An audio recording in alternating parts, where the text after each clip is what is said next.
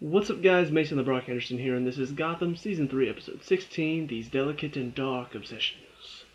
So, this is kind of a three-part episode, just in how the stories go, which kind of is typical of the Gotham formula.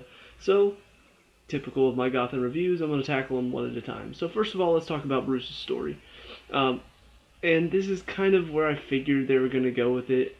I'm a little disappointed just in the fact that, like I said in my first several reviews of Gotham of season 2, I was worried that they were going to take this into Batman territory.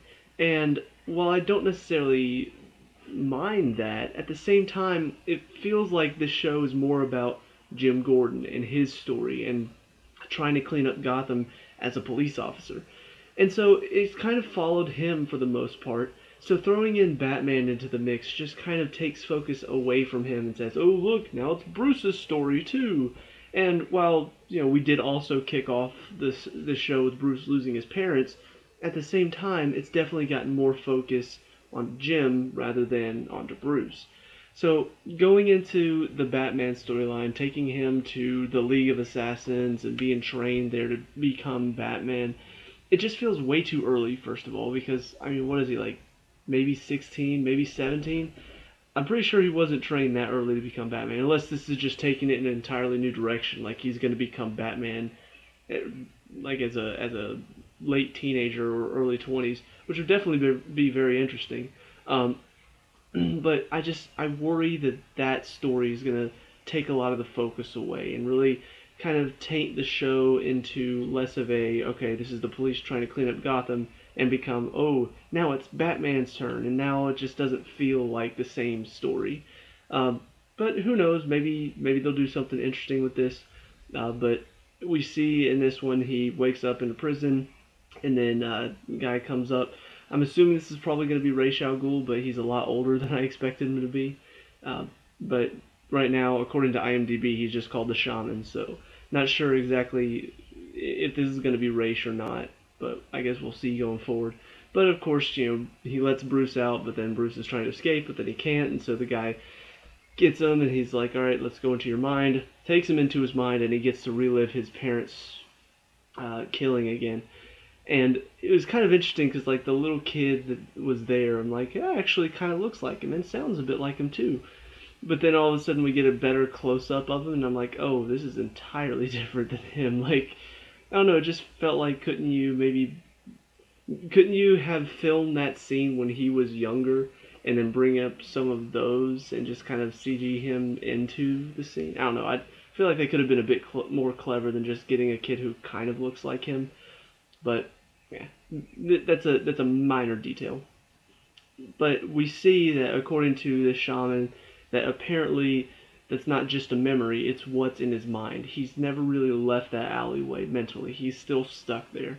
And so I assume that probably the next couple episodes will be him trying to overcome that and I guess use that to sort of say, okay, that happened, that's in the past, now I need to look forward. I need to overcome that hurdle. So I find that very interesting, and I think as long as they handle it well, I think that story could be very interesting. So I'm interested to see where they're going to go with it. I'm interested to see how they're going to handle that. But that's pretty much all that happens with Bruce in this story. Of course, the guy starts talking at the end about, oh, you should be a symbol to help clean up Gotham and all that stuff. So obviously, we're heading towards Batman territory. So on to the next story, which is Cobblepot's story. We see he's at Ivy's house, and she's taking care of him, nursing him back to health. And of course, because he wants to go kill people, he's freaking out, and he's like, I need to get out of here. She's trying to be very nice to him, but he's just like, whatever, I'm not paying attention. Which is actually kind of interesting because it didn't hit me until near the end of it. He's honestly probably one of the few men that won't fall for her, just because we found out, because he likes Nigma, obviously he seems to have a preference towards guys, which honestly I just don't think he has a preference for anybody, really. I truly thought he had more of like an Oedipus complex for his mom.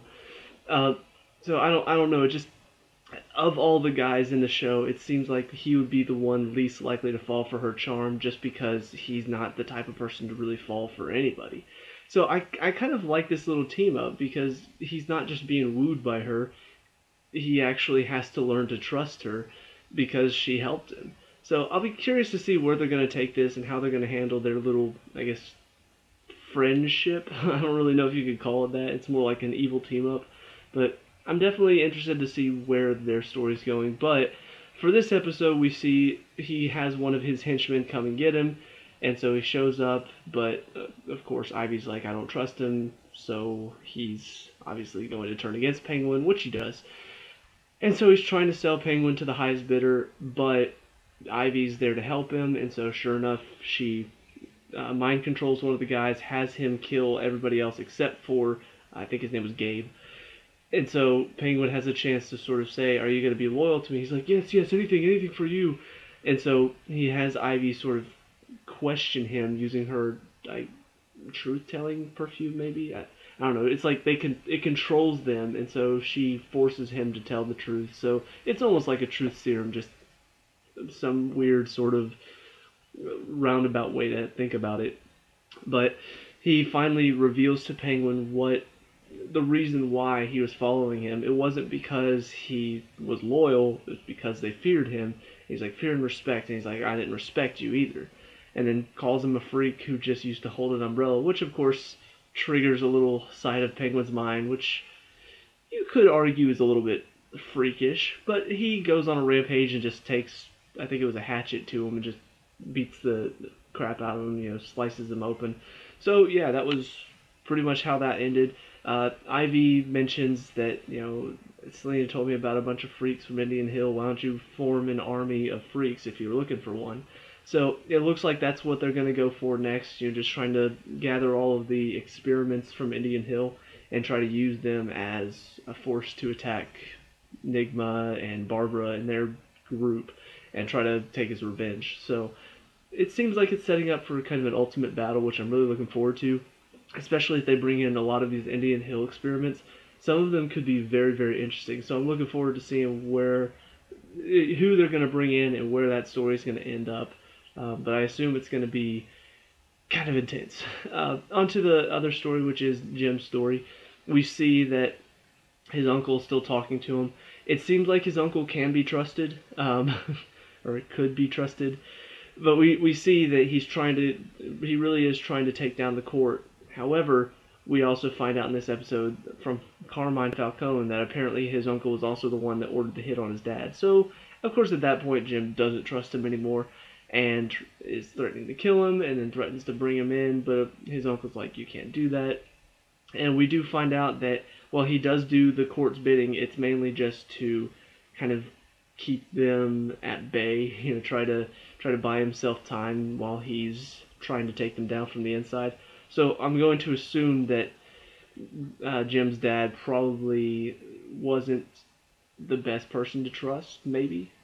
Either that or at the time Frank was more involved in the court. Maybe he actually was doing it to be loyal to him. I don't know. I'm definitely curious to see where that's...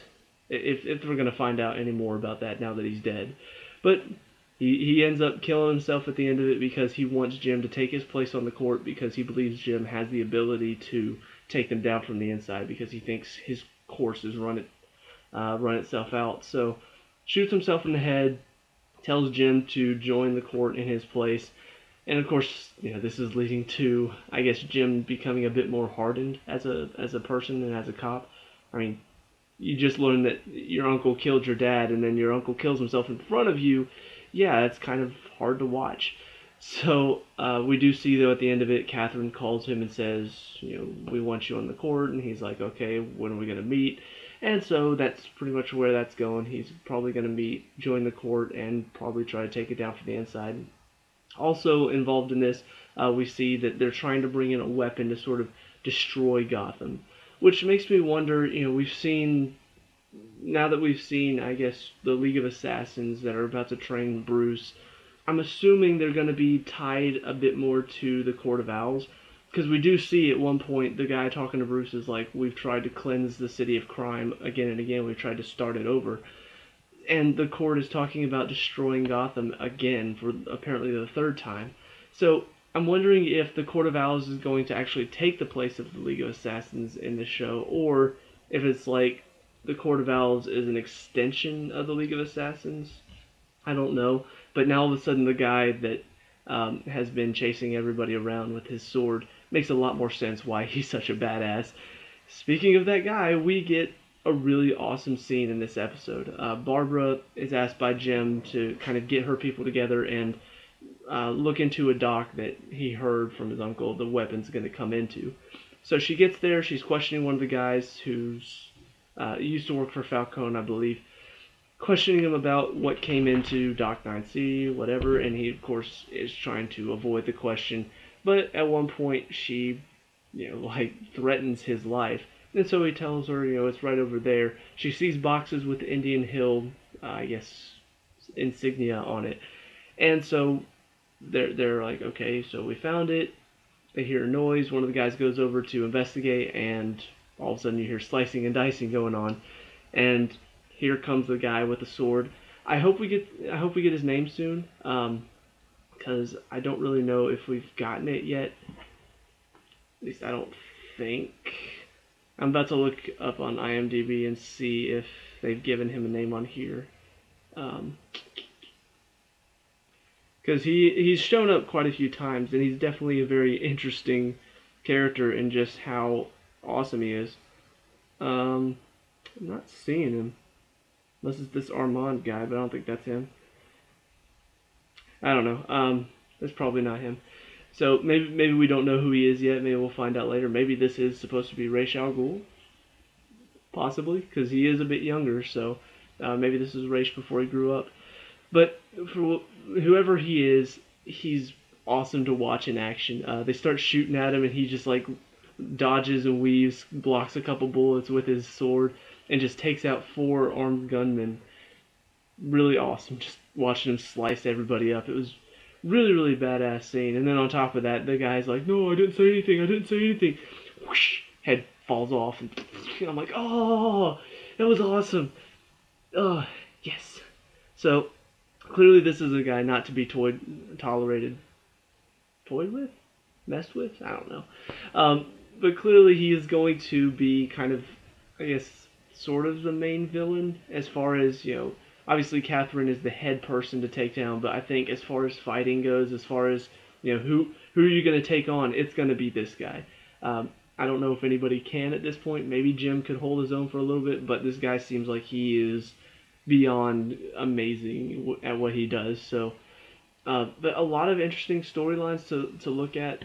They're definitely building all these stories, and it feels like in the second season, I think I talked about this, there was a moment where it felt like, or even in the first season, there were moments where it felt like, okay, we've got this story going on, and then we've got this story, and then we've got this story. And so it just kind of felt disconnected. It felt like they weren't doing a very good job of making sure it was all sort of together. But by the second season, they found a way to sort of tie it all together, through one person, or you've got this story going on, but it kind of connects to what's going on with this story. This one definitely feels disconnected right now, but I can see where it's all sort of leading to probably one central point. You've got Penguin is out there doing his thing, kind of building an army to take on Barbara. Well, those are the 2 crime people right now. We know the Court of Owls are trying to shut down the crime in Gotham, so they're probably going to end up probably combining forces to take on the court. Meanwhile, we see Jim is going to get involved with the Court of Owls, and he's trying to talk to Harvey about it and trying to get his help. But right now, it looks like he's going to have to take him on from the inside. And over here, Bruce is being trained by what looks like the League of Assassins, who seem like they're connected to the Court of Owls. So you could kind of see where, even though these stories are disconnected at the moment, they're probably all going to meet at one central point near the end of the season and probably set up an epic clash. So I'm really looking forward to seeing how they're going to end the season. Hopefully it's not going to be some sort of sellout reason like, oh, we just killed this person off and that's how it is, or something like that. I want it to be an epic showdown. Hopefully I'm going to get my wish, but for now, let me know what you guys think down in the comment section below. What did you like and dislike about this episode? Let me know, we can talk about and discuss all that good stuff. Leave a like and subscribe for future Gotham reviews, and I'll see you at the next one. Peace out.